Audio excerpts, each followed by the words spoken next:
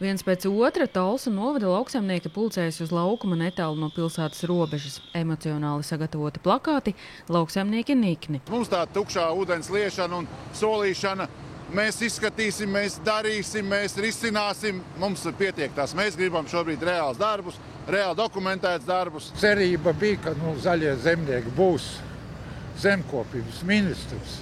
Un sanāca gandrīz sliktāk nekā nebija.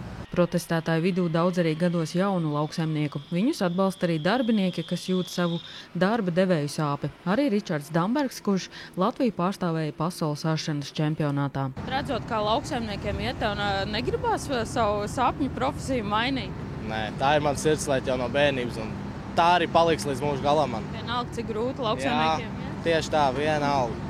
Es visu laiku būšu ar viņiem. Talsu novada lauksaimnieki nolēmuši iedzīvotājiem ļoti netraucēt, tāpēc aptuveni 160 tehnikas vienības šobrīd no Talsiem virzās uz Rīgas Ventspils šoseju un pēc tam atgriežas Talsos. Un tā aptuveni 2-3 stundu garumā lauksaimnieki veiks vairākus apļus. Šis ir lauksaimnieku brīdinājumu protests, ar kuru viņi cer pievērst uzmanību lauksaimniecības nozarē sasāpējušiem jautājumiem, kas iestrēguši politiskajos un ierēdniecības gaitiņos. Es esmu patīkami pārsteigts par atsaucību, par to, ka mēs varam vienoties, ka mēs spējam kopā būt un kopā kaut ko es ceru panākt arī. Zemniekiem prasības vairākas. Krievijas un Baltkrievijas pārtikas produktu tūlītais importa aizliegums, 5% samazinātās PVN likmes atjaunošana Latvijai raksturīgiem augļiem, ogām, dārziņiem, arī birokrātijas mazināšana. Es varu būt vecākās paudzes, mums ir grūtāk ar tiem datoriem.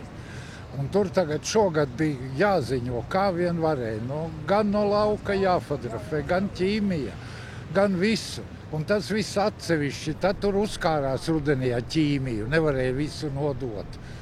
Un visi šitie procesi, kas tikti apgrūtina, tagad iznāk ārā jāņem man traktorists kompjuteris, kas uz lauka tagad visu ieprogrammēs, nofotografēs un aizsūtīs uz ladu. 4 sistēmas, katrā ar savu specifiku, katrā ar savu rokrakstu. Mēs nespējam tikt vairs tam līdzi, mēs gribam strādāt, ļaujiet mums strādāt savu darbu, nelieciet mums sēdēt šais sistēmās. Lauksaimnieki prasa arī plašāku pieeju apdrošināšanas un apgrozāmo līdzekļu programmām un atteikšanos no nacionāla līmeņa zemes apgrūtinājumiem vai citiem zemes lietošanas ierobežojumiem. Ja nedēļas laikā nesekos konkrētas rīcības no zemkopības ministrijas, lauksaimnieki sola doties uz Rīgu. Sanita Liepiņa, Terēza Matisone, Ģirds Grenovits, TV9 Pakalni.